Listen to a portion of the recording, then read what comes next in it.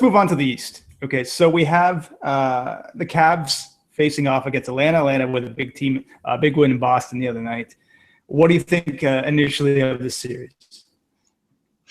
Well, I think this is going to be actually a bit better series than some people might think. I think if Justin was here, he'd give a little bit of praise to the job Tristan Thompson tends to do against that front court of Al Horford and Paul Millsap, which is super underrated, one of the best front courts in the entire league. But when you look at the numbers when Tristan Thompson is on the floor, they shoot horrendous percentages.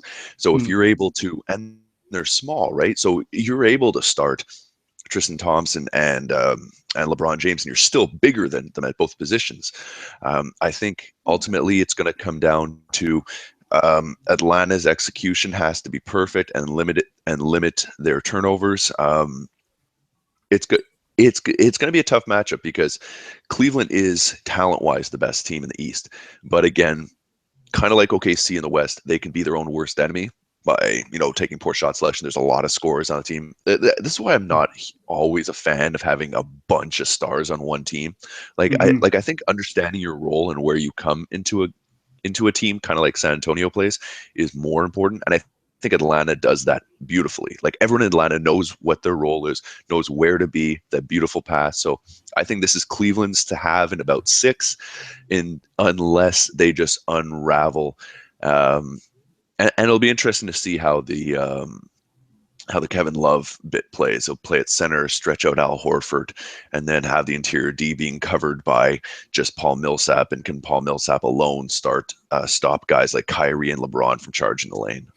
I'm concerned about the Hawks point guard situation. Charles Barkley the other night said Jeff Teague is the new Mike Conley, being the most underrated point guard in the league.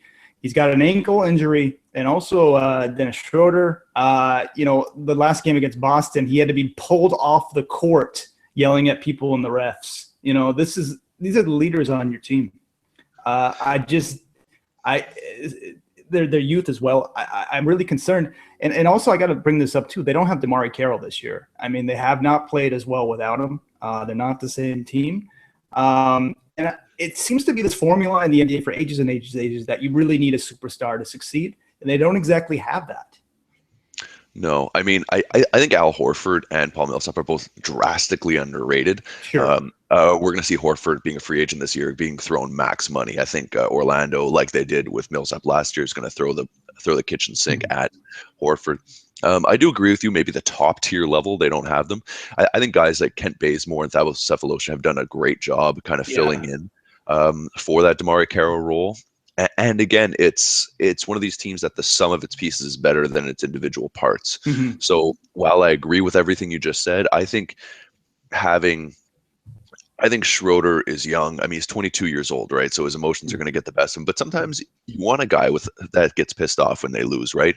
Like think of what Russell Westbrook has as a special talent. He's that guy that he has that Kobe Mamba mode mentality where he just won't lose. And Schroeder does that. I mean, if you're having to count on him because if Teague misses any time or plays, then you want someone to be that big shot because they need someone in that backcourt who has the cojones to kind of pull it all together. Because guys like Bazemore and the rest are kind of supporting cast. They'll stay out on the wing and Korver, but you need someone to lead that backcourt. And I like those two rotations, but I still think Cleveland is just going to swarm them with talent and scoring from too many places.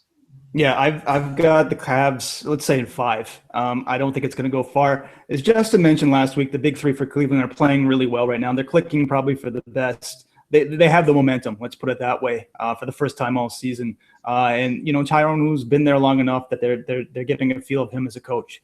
So I think they're peaking at the right time of the year, and I don't see them going more than 5 games. Well, you're saying 5, I'm saying 6, but that's only because I think Cleveland trips up on themselves at least once and just loses a game they should have won.